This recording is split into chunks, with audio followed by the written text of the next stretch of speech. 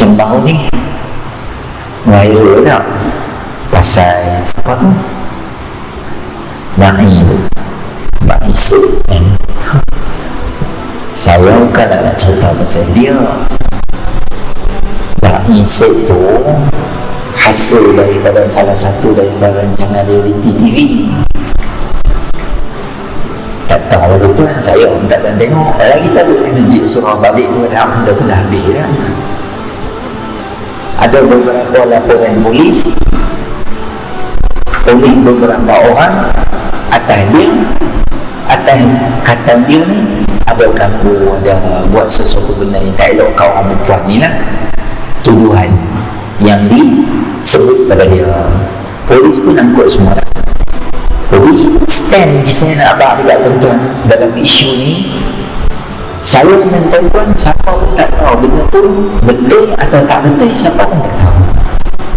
Saya pun tak boleh kata betul, saya pun tak boleh kata tak betul, tuan-tuan pun tak boleh kata tak betul, tuan-tuan pun tak boleh kata betul.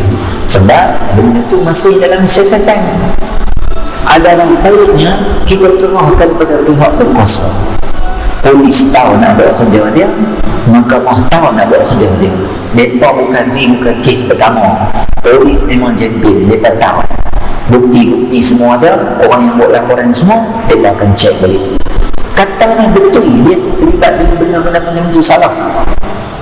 Apa yang saya boleh harap? Alhamdulillah. Sebab apa Alhamdulillah Ustaz?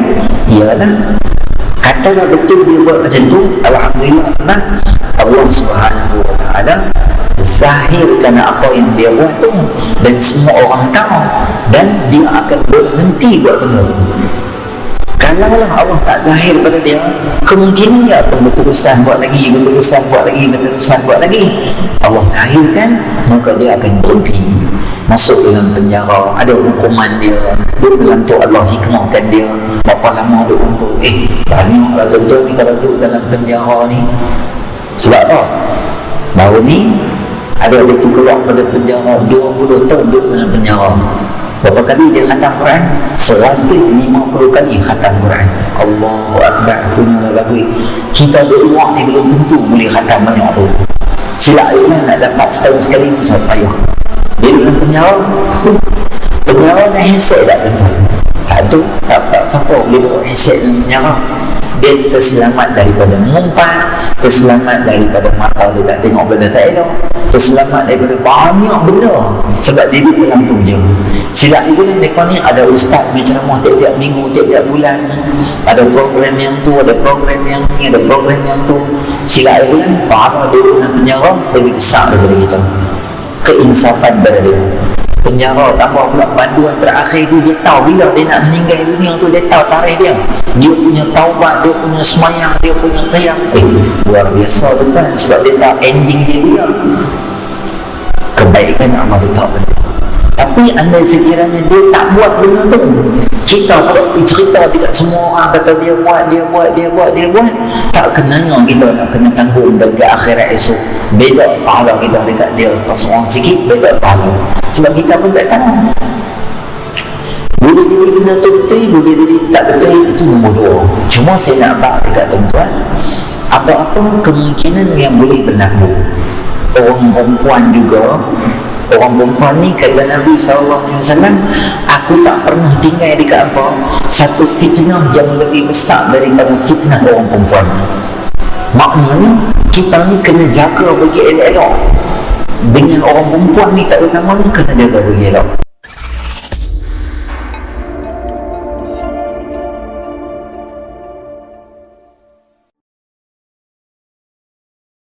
Assalamualaikum warahmatullahi wabarakatuh. Alhamdulillahirabbil alamin. Wassalatu wassalamu ala asyrafil anbiya'i wal mursalin wa ala alihi wa sahbihi ajma'in. Subhanaka la ilma lana illa ma 'allamtana innaka antal alimul hakim. Rabbi shrah li sadri wa yassir li amri wahlul 'uqdatam min lisani yafqahu qawli. Amma ba'd. Imam Al-Jatan Qasar, tuan-tuan muslimin muslimat yang dirahmati oleh Allah Subhanahu Wa Taala. Pertamanya kita panjatkan kesyukuran kita kepada Allah Subhanahu Wa Taala kerana dengan limpah rahmatnya Allah Subhanahu Wa Taala beri kita sama-sama peluang berada di dalam majlis ilmu kita pada malam ini. Moga-moga kehadiran kita akan termasuk di dalam timbangan amal soleh kita nanti. Amin ya rabbal alamin. Baik, malam ni kita akan teruskan dengan kitab kita 40 mutiara hadis. Sikit tapi banyak, ringan tapi berat.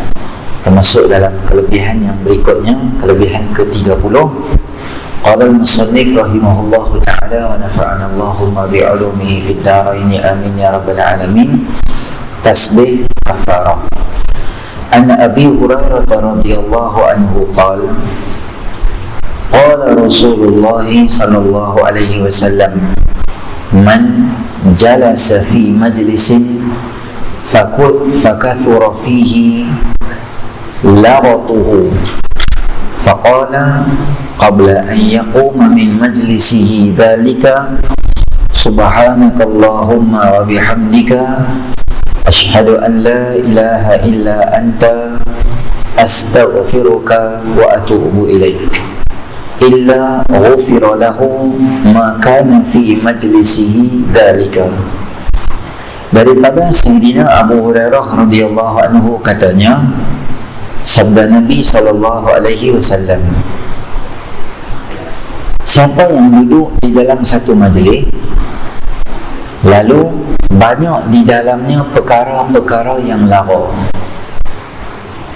kemudian ia mengucapkan sebelum ia berdiri daripada majlis ataupun sebelum dia balik, sebelum dia pulang, di hujung majlis itu dia sebut Subhanakallahumma wa bihamdika asyhadu an la ilaha illa anta astaghfiruka wa atubu ilaik.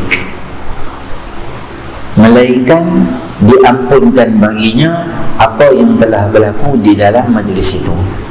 Baik, malam ni kita nak cerita tentang berkaitan dengan sebuah amalan yang diajak oleh baginda Rasulullah sallallahu alaihi wasallam apabila kita pergi duduk dalam satu majlis yang dalam majlis tu ada benda-benda yang lara. Maksud lara ni tak berapa, tak ada satu peringatan tentang Allah Subhanahu Wa Taala. Dalam majlis itu ada benda-benda yang menyebabkan kita ni rasa jauh dengan Allah Subhanahu Wa Taala. Majlis lalai. Di hujung majlis itu bila kita nak bangun, bila kita baca hadis doa ni, maka semua dosa-dosa kesilapan kita dalam majlis itu akan diampunkan oleh Allah Subhanahu Wa Taala. Maksud majlis ni adalah kita pergi di satu majlis itu majlis biasa je. Bukan kita pergi tu kita tahu dah ini majlis lara, ini majlis memang nak kata orang, ini majlis memang nak mengumpat orang. Kita tak ada niat nak pergi untuk majlis macam tu. Kita pergi majlis biasa je. Tetapi bila kita pergi majlis-majlis macam tu, dalam tu diselipkan benda-benda macam tu. Jadi keadaan kita tu jadi serba-salah. Maka di hujung majlis atau tengah-tengah majlis berlangsung tu, kita rasa macam teruk sangat dalam majlis ni, kita bangun nak keluar daripada majlis tu, kita baca doa ini, maka semua kesilapan dan lalai kita di dalam majlis itu akan diampunkan oleh Allah Subhanahu Wa Taala. Maka selalunya kita kena cari majlis yang ingatkan kita tentang Allah Subhanahu Wa Taala. Dalam sebuah hadis baginda Nabi sallallahu alaihi wasallam menyebut, majtama'a qaumun fi majlisin fatafarraqu wa lam yadhkurullaha azza wa jalla wa yusallu 'ala an-nabi sallallahu alaihi wasallam illa kana majlisuhum qiratan 'alaihim yaumil qiyamah. Rawahu Abu Dawud wa Tirmizi wa Ahmad. Mana-mana orang yang dia duduk di dalam satu majlis dalam majlis itu, daripada awal MC buka majlis sampai hujung majlis itu, tak ada langsung sebut nama Allah, tak ada selawat pada Nabi, tak ada. Majlis itu tak ada ingatkan tentang hari akhirat, majlis itu tak ada ingatkan tentang umur akhirat, benda-benda berurusan berkaitan dengan akhirat dan sebagainya. Tempoh orang duduk dalam majlis tu sejam, 2 jam, 3 jam, berapa lama kita duduk dalam majlis tu, kata Nabi SAW, kana majlisuhum tiratan alaihim, majlis itu akan menjadi satu penyesalan yang sangat besar nanti di akhirat. Orang akan kata, menyesalnya aku duduk dalam majlis itu, menyesalnya aku buang masa duduk dalam majlis itu. Orang akan jadi menyesal sebab kita duduk dalam majlis yang tak ingatkan kita dengan Allah Subhanahu wa ta'ala. Maka perlu daripada hadis ni, apa yang kita tahu adalah perlu kita hari ini mencari mana-mana majlis yang ada sebut nama Allah Subhanahu wa ta'ala, yang ada ingatkan kita tentang hari akhirat. Majlis-majlis itu sangat digalakkan untuk kita menyertai dia. Antaranya majlis apa? Ni majlis ilmu dekat masjid dan surau ni. Kalau orang pergi majlis-majlis yang lalai akan menyebabkan orang menyesal, orang yang mai duduk dalam majlis ilmu juga, dia akan rasa seronok dan juga akan menyesal. Sebab apa? Awaklah aku tak duduk lebih banyak lagi majlis. Banyaknya pahala aku duduk majlis ilmu ni. Menyesal aku awaklah aku tak cari esok tu pergi cari lagi. Awaklah aku tak duduk tambah. Awaklah tak panjang. Awaklah aku tak spend masa aku yang banyak. Kerana masa-masa yang kita duduk dalam majlis ilmu ini akan menyebabkan kita ni dapat kemuliaan dan kebahagiaan di akhirat, melihatkan ganjaran yang sangat besar. Maka manusia akan kata, menyesal aku tak tambah lagi masa untuk buat kebaikan. Menurut satu pendapat, lara yang disebut dalam hadis di atas adalah seorang yang bercakap perkara dosa. Ini kerana pada penghujung hadis ada disebutkan mengenai pengampunan dosa. Manakala pendapat lain yang menyebut bahawa perkataan lara itu adalah ejekan, memperolok-olok, mempersendakan atau mempertawakan, kutuk orang, pergi orang, mengumpat orang, fitnah orang. Majlis macam tu kita pergi duduk, tiba-tiba dalam majlis itu duduk jadi benda-benda macam tu, maka terus kita baca doa tasbih kafarah dan keluar daripada majlis, atau majlis itu nak habis dah di hujung kita baca macam tu, Allah ampunkan semua dosa-dosa kita. Umpamanya percakapan perbualan kosong yang tak buat faedah yang telah menjadi tabiat manusia. Dia dapat kadang-kadang dalam majlis terdapat perkara yang tidak elok keluar daripada mulut dan pelbagai jenis perkataan yang sia-sia dan sebagainya. Apa saja majlis lah tuan-tuan, bukan kata majlis macam kita majlis ilmu ni. Walaupun majlis itu kita kata mesyuarat masjid ke, mesyuarat untuk kita ni nak tentukan sama dengan adik-adik kita nak macam mana nak buat prosedur kenduri kahwin anak menakan kita masa musim Covid ni, dah habis mesyuarat semua. Okey, kita tangguh mesyuarat kita ni dengan tasbih kafarah, boleh juga. Ataupun kita takut majlis itu menjadi dosa pada kita, walaupun sekadar kita tu sendang di kedai kopi, lepas isyak pergi kena minum ayak ke apa ke, kena capati ke apa, sembang. Last sekali nak balik dah, saya mahu apa yang tu yang ni gelap merepek semua. Andai sekiranya dalam majlis itu kita duduk tu ada benda dosa, benda laoning, benda merepek, maka kita akan diampunkan oleh Allah Subhanahu wa ta'ala. Nombor 2 daripada hadis ni saya nak bahas adalah manusia ni dia tak terlepas daripada salah dan dosa. Manusia ni ikut mana pun dia akan tak terlepas daripada salah dan dosa. Kadang dia tak dosa di sini, kadang dosa di sini. Kadang dia tak salah di sini, dia salah di situ. Maka disebabkan kita ni banyak sangat ruang kita akan melakukan dosa dan kesilapan, maka Allah Subhanahu wa ta'ala jadikan kita banyak sumber-sumber supaya Allah ampunkan dosa kita. Sebab Allah kesian kat kita. Allah tahu, hampa ni manusia begini banyak dosa, tak apa, hamba buat macam ni aku ampun dosa, hamba buat macam ni aku ampun dosa. Kadang-kadang tu bukan sikit, banyak Allah bagi ampun dosa. Ni macam kita baca ni, Banyaklah kita baca sebelum ni hadis 30 apa hadis, 29 hadis sebelum ni kita baca. Semua amalan-amalan yang kita buat tu, kalau bahasa kita senang, syarak ni sentiasa akan cari ruang untuk ampunkan dosa manusia lantaran mengetahui Allah Subhanahu Wa Taala hal keadaan kita ni yang sering terlibat dengan dosa. Kadang dosa mulut, kadang dosa tangan, kadang dosa cacau lah, dosa tak? Macam baru ni viral tak? Pasal siapa tu? Da'i Syed kan? Saya kalau nak cerita pasal dia, Da'i Syed tu hasil daripada salah satu daripada rancangan reality TV. Tak tahu lah tuan, saya pun tak dan tengok. Kita duduk di masjid surah balik pun benda tu dah habis dah. Ada beberapa laporan polis oleh beberapa orang atas kata dia ni ada ganggu, ada buat sesuatu benda yang tak elok kau orang perempuan ni lah.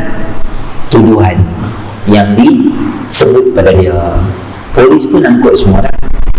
Jadi stand di saya nak abang dekat tuan-tuan dalam isu ni, saya dan tuan-tuan siapa pun tak tahu benda tu betul atau tak betul, siapa pun tak tahu.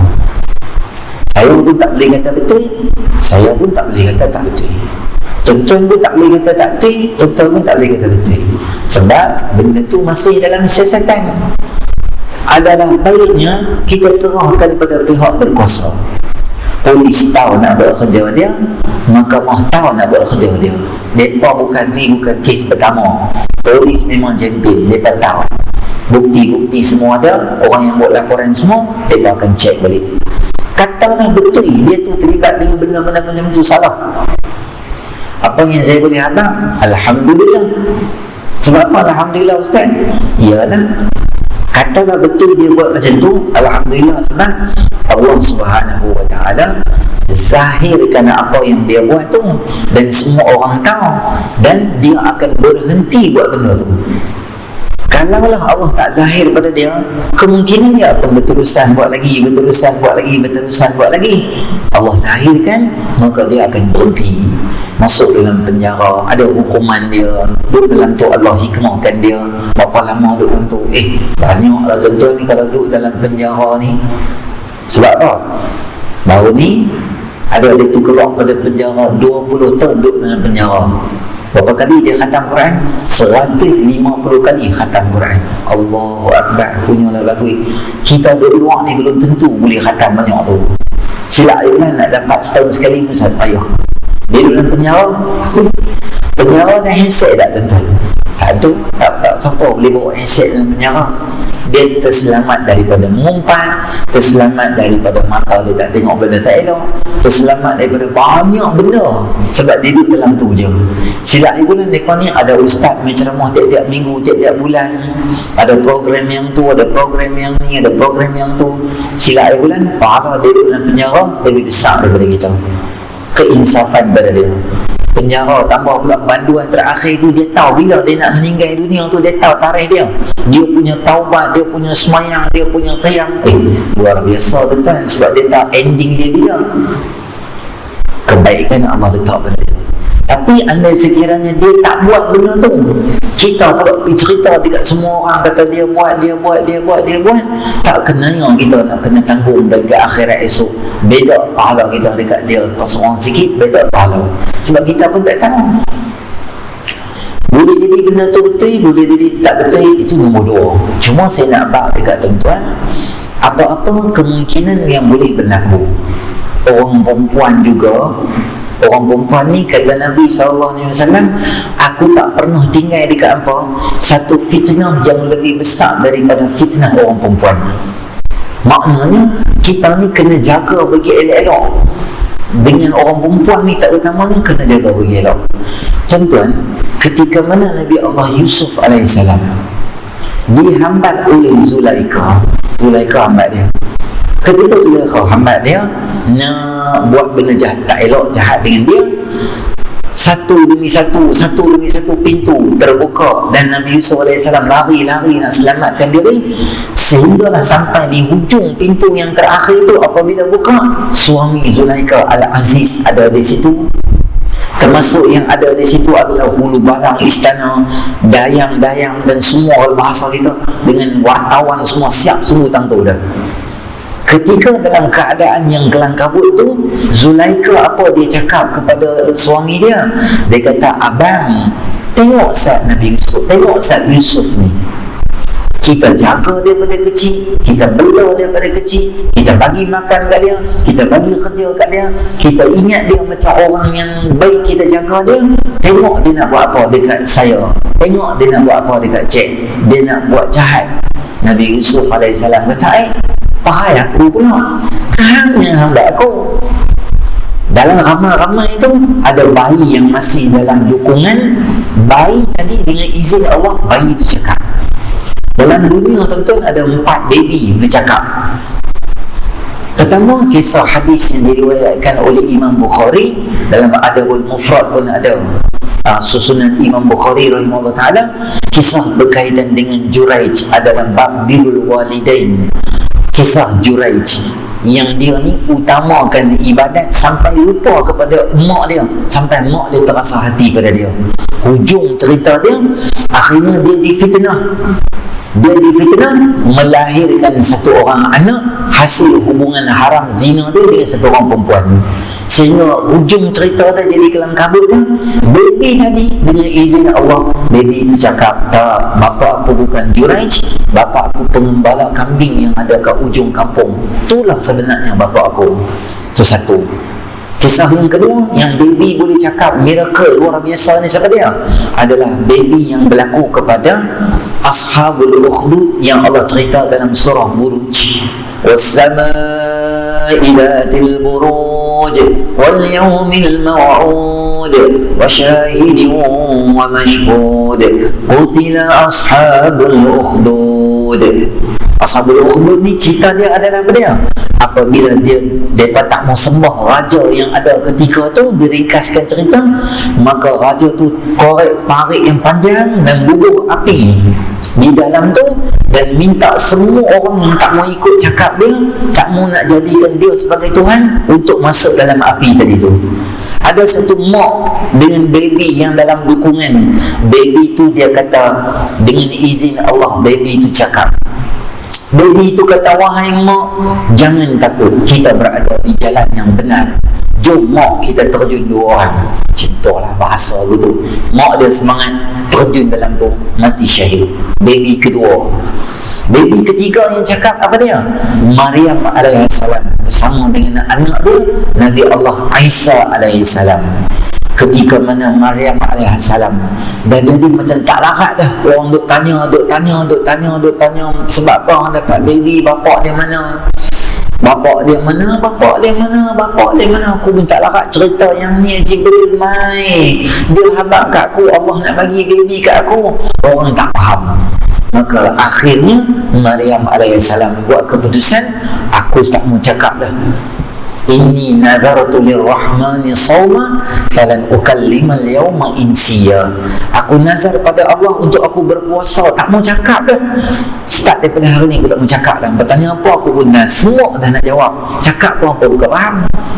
Orang kampung dia tanya, wahai Maryam, baby mai mana? Bapa orang baik, mak orang baik, hang bawa baby tak ada bapa ni macam mana? Maryam AS kata apa? Fa'asyarat ilaihi, dia tunjuk kepada baby Nabi Allah Isa ketika itu dalam buayan. Orang kampung kata kat dia, qalu kaifa nukallimu man kana fil mahdi sabiyya. Maryam, baby lah, agak-agak lah, duduk dalam buai, dia nak cakap macam mana? Apa yang dia cakap? Kami cakap, hang suruh kami cakap dengan baby sebab apa? Dengan izin Allah, Nabi Isa AS bercakap, inni abdullahi atani al-kitaba wa ja'alani nabiyya. Aku hamba Allah, diberi kitab pada aku dan dijadikan aku salah seorang daripada Nabi. Dilantik aku menjadi Nabi. Tu baby ketiga cakap. Baby keempat cakap, siapa dia? Syahid Yusuf. yang menjadi bukti dalam kes Nabi Allah Yusuf AS. Baby tadi tu dia cakap, baby tu kata, mari kita tengok apa evidence dan bukti yang ada dalam kes ni. Kalau betul kita boleh sabitkan hukuman dan kesalahan dan boleh bawa kes ni ke mahkamah, tapi kita cari bukti siapa betul siapa salah. Kita cek kalau baju Yusuf AS koyak di belakang, kalau baju Yusuf AS koyak di hadapan, Yusuf mendatangi Zulaikha, Zulaikha ada unsur mungkin menolak, pergelutan itu mungkin berlaku sehingga baju Yusuf AS akan koyak di bahagian hadapan. Tetapi kalau Yusuf AS mendatangi, bukan, kalau Yusuf AS didatangi oleh Zulaikha dan Zulaikha yang cari pasal dengan dia, maknanya baju itu akan koyak di belakang kerana Zulaikha menarik Yusuf ke arah dia. Mari kita tengok. Bila tengok, bukti yang sangat jelas apa dia? Yang menunjukkan bahawa baju Yusuf AS koyak di bahagian belakang. Tak cukup dengan tu, bukti yang lebih hebat lagi daripada tu apa dia? Baby tadi yang tak pernah hayat manusia, baby boleh cakap dengan bahasa perundangan dan mahkamah, dengan evidence, dengan semua dia boleh bawa keluar. Luar biasa. Dan semua orang nampak ketika pintu terbuka, Yusuf AS ada di hadapan dan Zulaikha di belakang. Saksi mata, bukti, evidence semua lengkap. Boleh kalau bawa pergi mahkamah, memang chalk and dust, memang kena. Tetapi apa yang jadi kepada Nabi Allah Yusuf AS? Apa yang dikatakan pada dia? Tangkap dan penjarakan Yusuf. Hai, apa ni pula? Tak salah apa pun. Yang salah Zulaikha. Ialah Zulaikha isteri menteri masa tu. Yusuf AS kerja biasa-biasa je, cleaner istana je, cuci tingkap, cuci lantai, bagi unta makan, tukar minyak hitam kuda. Tentu ya, kadar kerja besar. Jadi rakyat marahin lah. Tuan di hujung ayat Allah Ta'ala simpulkan apa? Inna kaidakunna azim. Tipu daya kamu orang perempuan sangat besar dan sangat luar biasa. Allah simpulkan ayat tu. Maknanya satu Nabi pun boleh kepak dia dalam isu hang. Punya nak abad kata orang perempuan punya bahaya ni. Dalam surah Nisa juzuk 5 apa kata apa? Inna kaidasyaitani kana dha'ifa. Sesungguhnya tipu daya ataupun kita katakan apa? Tipu daya syaitan itu sangat lemah. Maknanya orang perempuan ni kita kena sangat hati-hati dengan dia. Semua benda Islam jaga bagi elok. Sebab tu orang perempuan semayang kita letakkan di satu lokasi dan posisi yang sangat terhormat, di mana sama-sama dengan mereka di belakang. Tutup ada tirai pula. Tempat yang tak ada tirai, dulu zaman Nabi SAW, Nabi kata apa? Tunggu sat, apa jangan bangun. Bagi orang perempuan keluar dulu, baru orang keluar. Tak mau selisih, tak mau bertembung macam tu. Nabi jaga orang perempuan.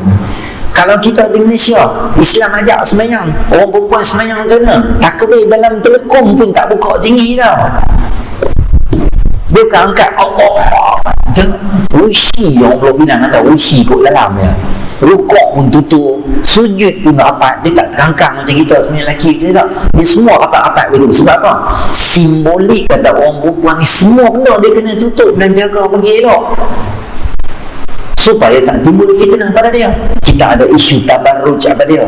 Jangan berhias melampau-lampau, jangan make up tebal-tebal, jangan tarik perhatian laki-laki. Sebab punca dia boleh jadi macam ni lah.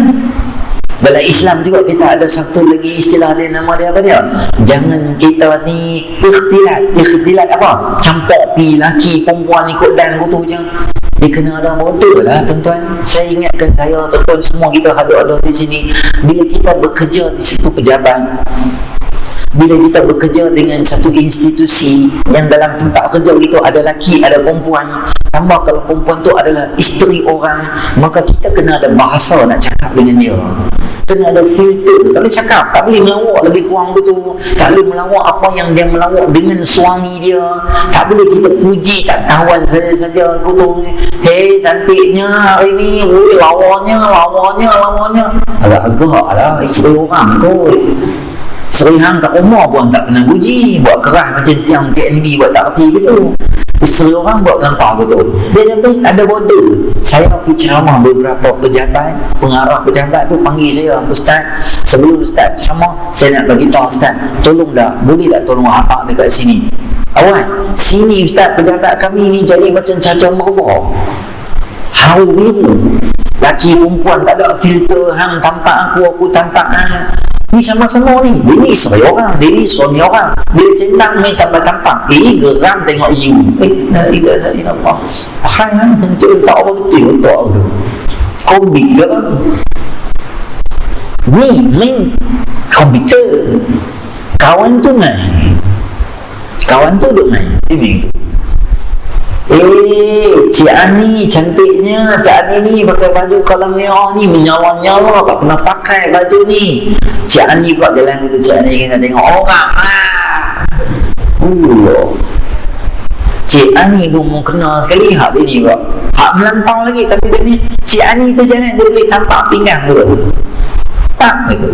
Geram tu. You ni apa ni? IC Sungai Pinang dekat Kuala Lumpur. Agak gerak lah tuan-tuan. Dia isteri orang, kita mau set di otak, skru siap-siap. Okey, ni yang level aku boleh ngawak dengan dia.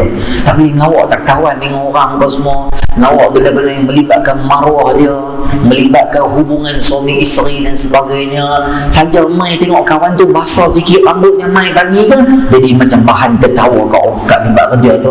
Rambut basah ke apa semua. La ilaha illallah Rasulullah. Ini tak erti nak malu ke dengan jabat-jabat kawan-kawan duk ni sama-sama. Kena ada lah beza tuan-tuan. Sebab Islam macam kita border. Wala taqrabuz zina. Jangan menghampiri border zina, jangan sampai. Bukan kata jangan zina. Tu cerita lain. Jangan menuju ke arah. Bila orang perempuan dengan keadaan orang lelaki, zaman sekarang ni macam-macam kita tengok tuan-tuan. Allah Akbar. Budak 12 tahun berkenalan dengan satu orang muda di Facebook dan ID. Seminggu je, hari ke-8 budak lelaki tu ajak dia pukul 4 pagi keluar rumah. Perempuan tu pun ikut, pergi saja. Dia kata 4 pagi dia sunyi sikit, tak ada orang. Tuan-tuan dah jam 6 bawa pergi makan dia. Lepas tu dia bawa pula balik rumah, berani ikut. Dah jam 6 ikut perempuan lelaki yang tak kenal. Dia WhatsApp dekat kawan-kawan lelaki dia, 3-14 orang ni tunggu siap di rumah tu. Dia pun pakai WhatsApp kan dia seorang sikit tu. Berzina sini, berzina sana, berzina sini, berzina sana. Jadi macam-macam pula jadi sahabat. Sebab apa? Punca dia Nabi SAW ajak, jangan duduk berduaan. Yang ketiga, syaitan. Macam mana hang baik pun, hang boleh terpengaruh dengan benda tu. Saya tengok ada serban besar makul Ustaz. Serban besar makul pun, bila dua orang, syaitan orang ketiga. Saya tengok reader dia panjang sampai Sungai Nibung. Tak boleh. Dia duduk ketiga mesti syaitan. Dan kita pun tak tahu apa yang berlaku sebenarnya dengan dia, dengan orang apa semua tu, kita pun tak tahu. Kita tak mau spekulasi cuma bahagian kita jaga bagi elok. Pesan dekat anak perempuan kita, pesan dekat anak lelaki kita, bodoh kita nak cakap dengan orang. Bila kita dah main besar ni, macam mana nak melawak dengan orang, kita pesan dekat semua. Di sekolah saya tuan-tuan pesan dekat budak-budak yang dah, terutama budak perempuan dah darjah 6, darjah 5 akhir balik, pesan dekat budak-budak lelaki, tak boleh main melawak tampak-tampak budak perempuan tu, tak boleh. Tak boleh main tarik-tarik tudung budak perempuan semua, tak boleh. Banyak benda-benda yang kita kena asas tu di rumah kita kena ajak supaya jangan jadi benda-benda yang tak elok. Di mana jangan jadi benda-benda tak elok, boleh jadi benda-benda tak elok tu banyak ruang dan keadaan. Maka kita kena hati-hati dalam bahagian kita ini, dan benda-benda akan jadi dalam masa yang datang kita tak tahu apa dia. Saya cerita dekat tuan-tuan satu cerita. Saya tak ingat nama ulama tu, Sulaiman bin apa nama dia. Dia tu, Syekh Sulaiman ni, dia antara ulama yang sangat handsome, sangat lawan, sangat handsome lelaki. Orang tengok dia berkenan tengok dia. Satu hari dia jalan nak pergi Mekah dengan kawan dia, Syekh Sulaiman ni. Ketika sampai di satu lokasi, nama tempat tu adalah Abwa. Berhenti di Abwa, Berhenti dia abua. Kawan dia kata, wahai Syekh, aku nak pergi bagi barang saya. Syekh kata, pergilah. Dia tunggu dengan unta duduk di situ. Satu orang perempuan yang melihat dia daripada jauh, dia pun kata, handsome betul dia ni ya. Dia main. Perempuan tadi dah macam lost control dah dengan handsomenya Syekh Sulaiman ni. Dia pun mula menggoda Syekh Sulaiman dengan sedikit demi sedikit pakaian dia dikurangkan, sehingga dalam keadaan yang sangat berbahaya, seolah-olah perempuan ni merelakan diri dia dizina oleh Syekh Sulaiman. Dia tak tahu dia ni ulama yang hebat. Syekh Sulaiman bila melihat perempuan tu dalam keadaan yang pelik, maka dia pun duduk, tutup muka dia, dia menangis. Perempuan tu kata, dia ni mana mesra pula ni? Aku offer tadi suruh berzina, dia duduk menangis. Dia ni tak apa-apa betul kot. Perempuan tu pakai baju dia semua, perempuan tu lari. Kawan dia beli daripada kedai main, beli barang. Syekh Sulaiman mata ni bekas mata menangis, pipi semua basah lagi. Kawan dia tanya dia, sebab apa? Menangis ke wahai Syekh? Dia kata, tak ada apa. Ceritalah kat aku. Tak ada apa, jom kita pergi. Cerita sekarang. Dia kata, tadi masa api ada satu orang perempuan main. Dia seolah-olah nak suruh aku berzina dengan dia. Dia goda aku.